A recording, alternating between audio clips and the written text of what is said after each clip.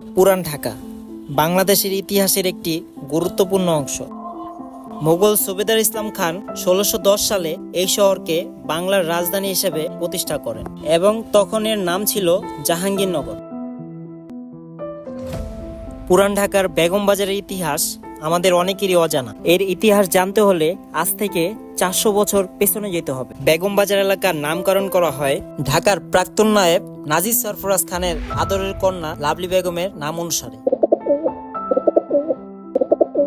যা ১৯৩৯ থেকে ১৯৪০ সালের মধ্যে হয়েছিল। পুরান ঢাকায় এখনো যে কয়টি মোগল স্থাপনা মাথা উঁচু করে দাঁড়িয়ে আছে তার মধ্যে বেগম বাজার মসজিদ অন্যতম। ১৭০০ থেকে ১৭০৪ সালের মধ্যে এই মসজিদটি নির্মাণ হয়েছিল।